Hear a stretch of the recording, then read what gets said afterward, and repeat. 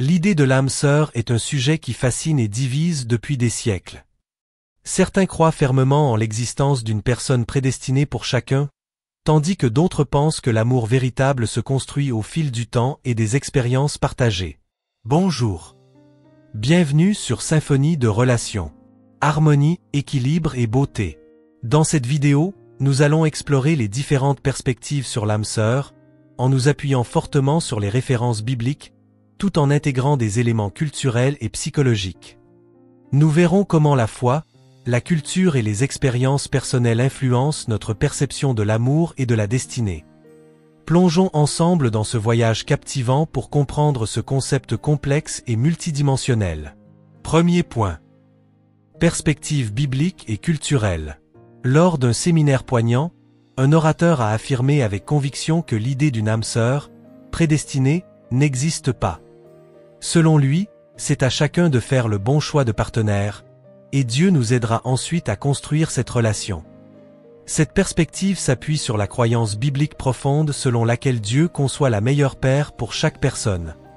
En effet, la Bible nous enseigne que Dieu, dans sa sagesse infinie, connaît nos besoins et nos désirs les plus profonds. Il nous guide vers des relations qui nous permettent de grandir spirituellement et émotionnellement. Cependant, cette idée est également influencée par la civilisation gréco-romaine, qui a profondément marqué notre culture de l'amour. La mythologie grecque, par exemple, explique les origines du monde à travers des unions divines et incestueuses, ce qui a façonné leur vision de l'amour et de la sexualité. Les Grecs avaient 4 verbes différents pour exprimer l'amour, reflétant une compréhension complexe et nuancée de ce sentiment. Ils croyaient en l'existence d'une âme sœur, une personne idéale avec qui l'on est destiné à être, ou que l'on soit dans la vie. Cette idée est également présente dans d'autres cultures et philosophies, comme le concept de Bacher dans le judaïsme, qui désigne la personne prédestinée par Dieu pour être notre partenaire de vie. Deuxième point. Exemple biblique et historique.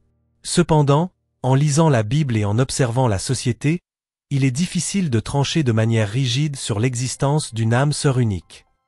Par exemple, une personne peut se marier, perdre son partenaire, puis trouver un autre partenaire avec qui elle vit une deuxième partie de sa vie merveilleusement bien.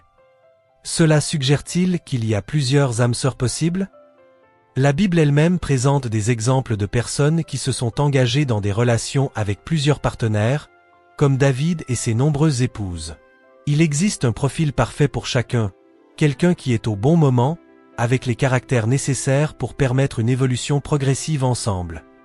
Mais il y a aussi des degrés de compatibilité. Imaginez épouser quelqu'un qui n'est pas encore la bonne personne pour vous. Vous pourriez vivre des années de calvaire avant de trouver une véritable correspondance. La psychologie moderne soutient également cette idée, en soulignant l'importance de la compatibilité émotionnelle, intellectuelle et physique dans les relations durables. En tant que chrétiens, nous préférons nous en remettre à Dieu pour trouver la bonne personne, car il connaît les correspondances parfaites. Avec le temps, nous nous rendons compte que cette personne était vraiment faite pour nous. Dire que l'on peut rencontrer n'importe qui et bâtir une relation solide avec cette personne semble contraire à la manière dont Dieu crée les êtres humains. Il y a des compatibilités physiologiques et émotionnelles qui ne peuvent pas être ignorées. 3. Responsabilité personnelle et guidance divine. L'orateur voulait probablement souligner l'importance de la responsabilité personnelle dans les relations. Dieu nous met ensemble, mais c'est à nous de grandir et de communiquer pour faire fonctionner la relation. Il est crucial de comprendre et d'appliquer ces principes dans nos vies. La théorie de l'attachement en psychologie, par exemple, montre que les relations saines et durables nécessitent un engagement mutuel, une communication ouverte et une volonté de grandir ensemble. En outre, il est également important de considérer les aspects sociologiques et anthropologiques. Dans certaines cultures, les mariages sont arrangés, et les partenaires apprennent à s'aimer et à se respecter avec le temps. Cela montre que l'amour peut être cultivé et n'est pas nécessairement prédestiné. D'autre part, les récits de coups de foudre et de connexions instantanées alimentent la croyance en l'âme sœur. Prenons l'exemple biblique de Ruth et Boaz. Ruth, une Moabite, choisit de rester fidèle à sa belle-mère Naomi après la mort de son mari. Elle travaille dur dans les champs de Boaz, un parent éloigné, et leur histoire d'amour se développe lentement mais sûrement. Boaz, touché par la loyauté et la dévotion de Ruth, finit par l'épouser. Leur union est bénie par Dieu, et ils deviennent les ancêtres du roi David. Cet exemple montre que l'amour véritable peut naître de la fidélité, du travail et de la dévotion, même dans des circonstances difficiles. Ruth répondit, « Ne me presse pas de te laisser, de retourner loin de toi. Où tu iras j'irai, où tu demeureras je demeurerai. Ton peuple sera mon peuple, et ton Dieu sera mon Dieu. » Ruth 1, 16. Un autre exemple poignant est celui de Jacob et Rachel. Jacob travaille pendant 7 ans pour obtenir la main de Rachel, mais il est trompé et se retrouve marié à Léa, la sœur aînée de Rachel. Malgré cette déception, Jacob continue de travailler cette année de plus pour épouser Rachel. Leur histoire montre que l'amour véritable peut surmonter les obstacles et les déceptions, et que la persévérance et la dévotion peuvent mener à une union bénie. Jacob servit cette année pour Rachel. Elles furent à ses yeux comme quelques jours, parce qu'il l'aimait. Genèse 29, verset 20. 4e point. Conseils bibliques et pratiques. La Bible nous offre également de nombreux conseils sur la manière de construire des relations solides et durables. Par exemple, dans le livre des Proverbes, nous trouvons des conseils sur la sagesse dans le choix d'un partenaire et sur l'importance de la fidélité et de la loyauté. La sagesse d'une maison bâtit la maison, et la folie de ses mains la renverse. Proverbe 14, verset 1. Mieux vaut un plat de légumes, quand l'amour est là, qu'un bœuf gras, quand la haine est là. Proverbe 15, verset 17. L'apôtre Paul, dans sa lettre aux Éphésiens, nous donne un aperçu profond de l'amour conjugal, en le comparant à l'amour du Christ pour l'Église. Il nous exhorte à aimer nos partenaires comme le Christ a aimé l'Église, en se sacrifiant pour elle. Marie, aimez vos femmes, comme Christ a aimé l'Église, et s'est livré lui-même pour elle. Éphésiens 5, 25.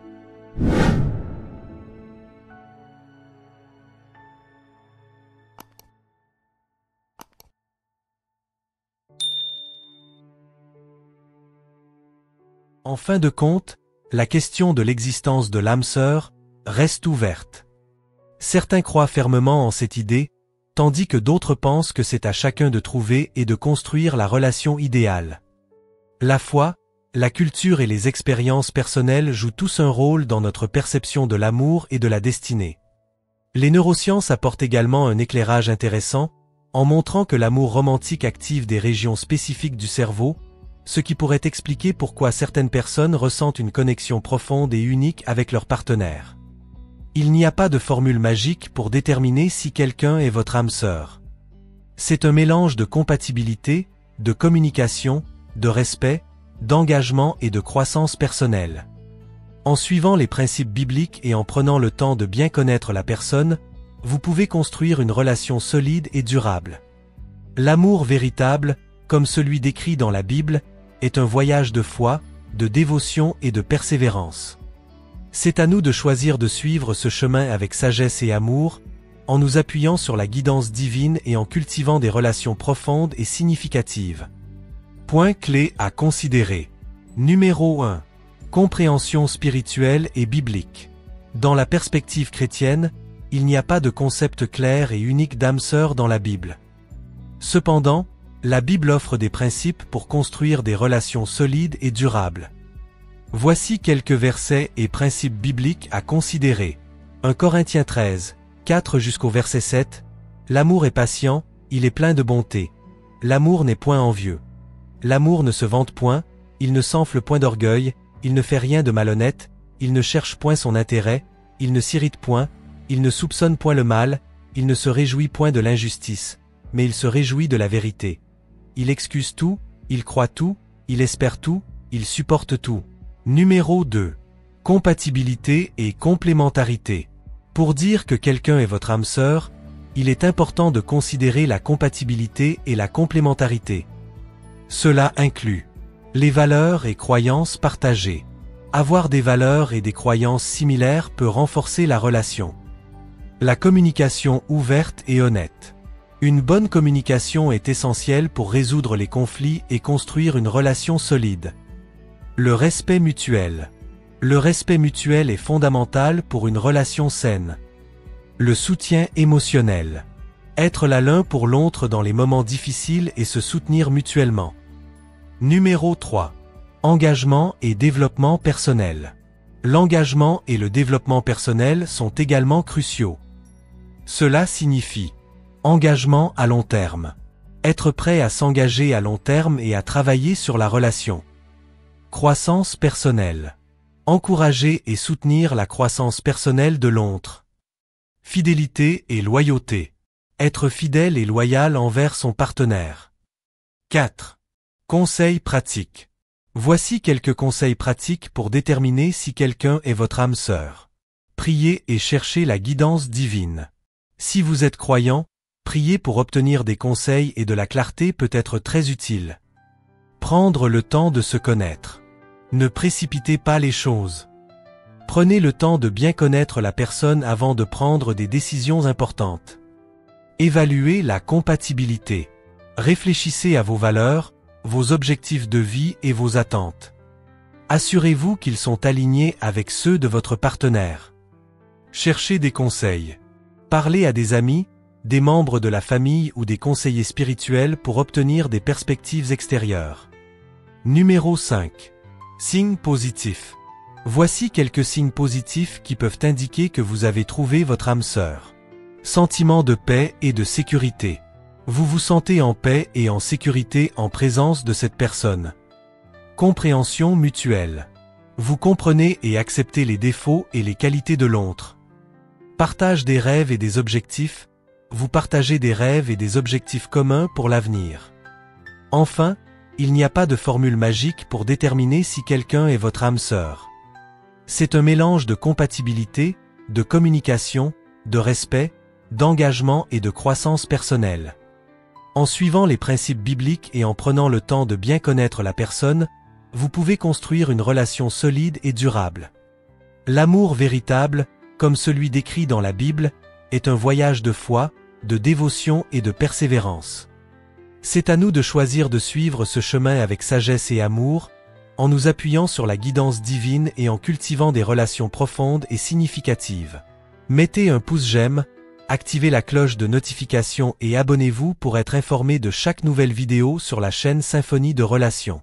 Merci.